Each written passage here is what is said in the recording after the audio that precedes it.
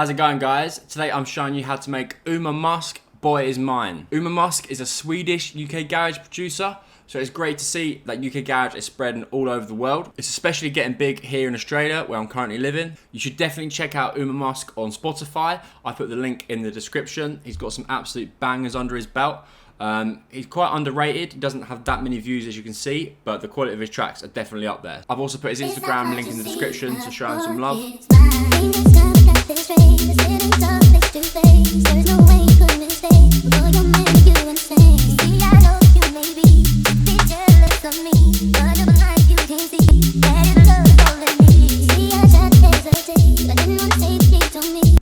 Great, so I'm going to start with the vocal. This is what it sounds like.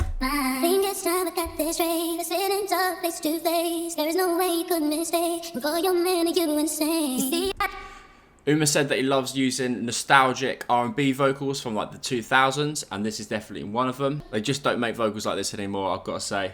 So yeah, this is from Brandy's Boy Is Mine.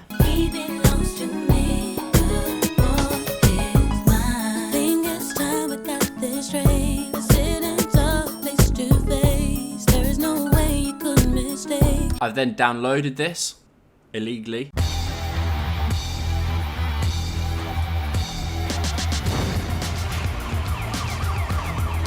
And then I've put it into LAI, Bosch. You just drag it into this and then you can convert it straight to the vocal. And once you've got that down, you can drag it into the project and it will sound like this. Of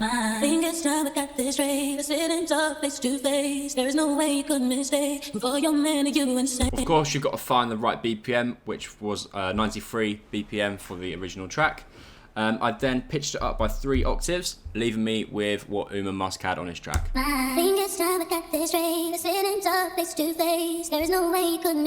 Great, now let's move on to the drum.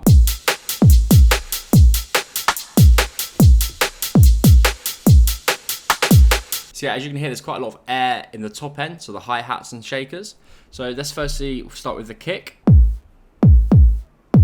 All of these drums are from my UK Garage Volume 2 pack. You can get that from the link in the description. It's just come out and has over 490 UK Garage drum samples, one-shots and effects. This is the Kick 20.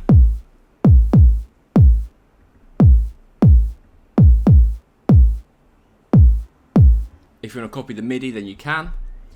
And yeah, we've got this drum boss on here, making it even beefier than it already is. Without it. With it. We've also, on the kick and bass together, we have this Saturn. This is really doing much, quite subtle, but sort of helps push in that low end.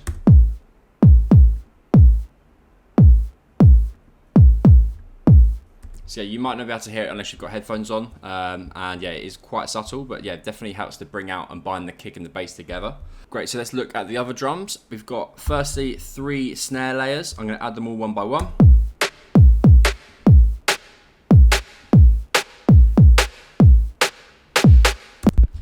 So if we look at the group of them, we've got this Pro Q3, which is just an EQ, and I've put it on the snare preset.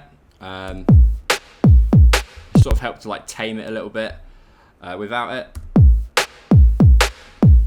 See, this there's a little bit too loud,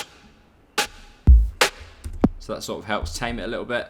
And we've also got this Soothe 2. As I've layered so many snares on top of each other, there's quite a lot of like harsh frequencies built in, so I use this Soothe 2. Without it, it's pretty much the same, to be honest. I'm just trying to use the plugin because I paid 170 quid for it and I literally never use it. I mean, the other way that you could make it less harsh would just to be probably turn it down a bit, or maybe add a little bit of EQ, taking out some of the top end, so like this.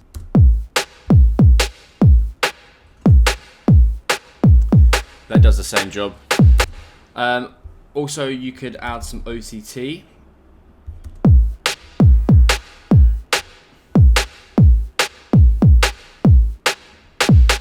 So that's really compressing the high end and the mids quite a bit.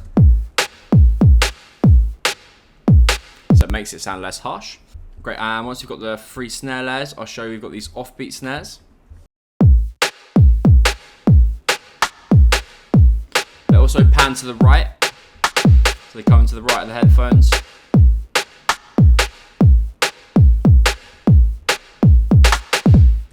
And once we've got that, we can add the hats.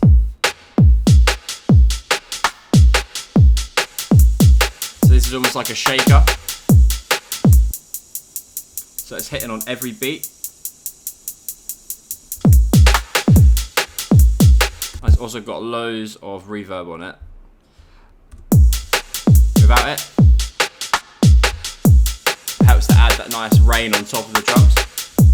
And then we've got this shaker on top as well. Well, this isn't actually a shaker, there's another hat.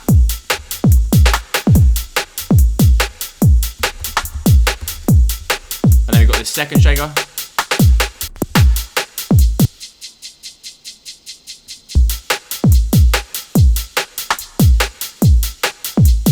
And on the hat slayers, they've got their own reverb, and they've also got a glue. So this is the exact same as the glue in Ableton, but I find it more visually pleasing. But I'm pretty sure it's the exact same effects. It's by the same company, but it's the exact same thing.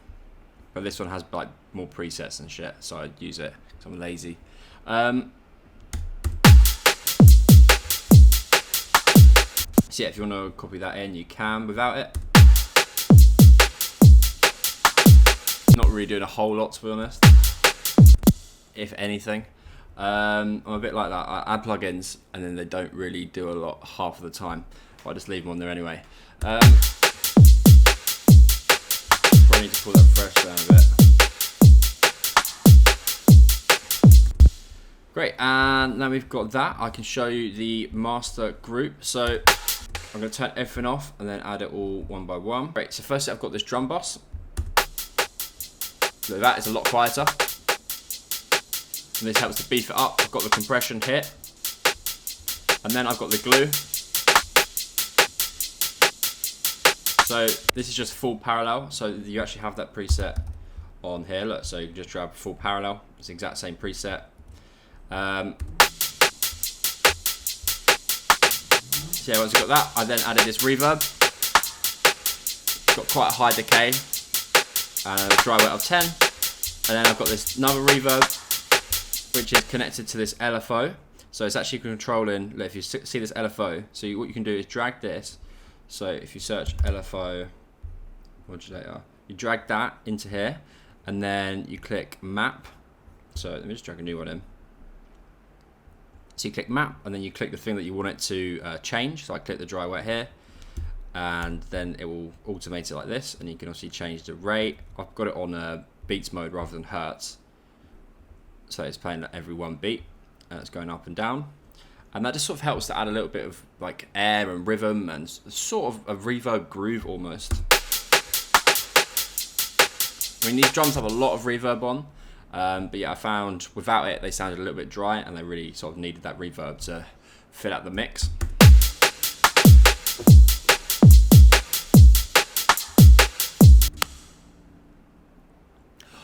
Also, I will note that I've added this OTT on the master.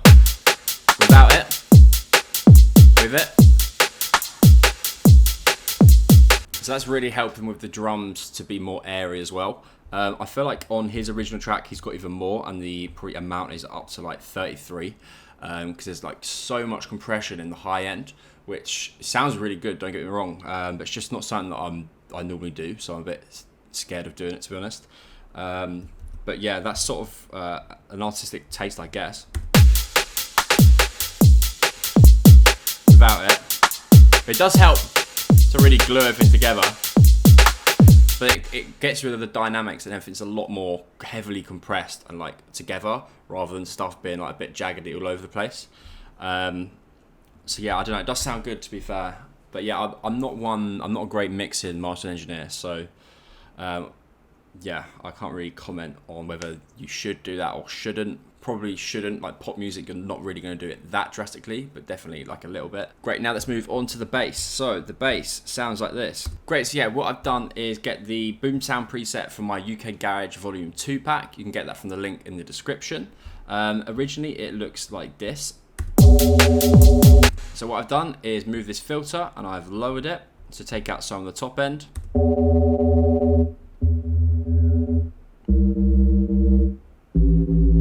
You can also put that as far over as you want. You can even change it so it's like an 18.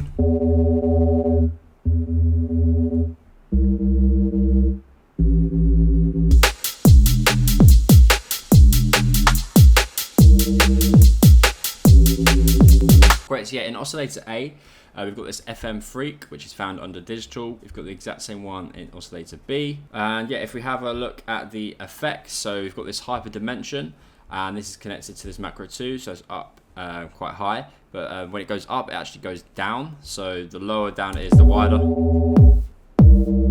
Higher up, the less wide. And we've got this distortion. And this reverb. These are quite subtle. Yeah, I've got this tape saturation, distortion, and also this plate reverb. Yeah, they're quite subtle. You could probably do them externally or probably leave them out and it wouldn't sound too different.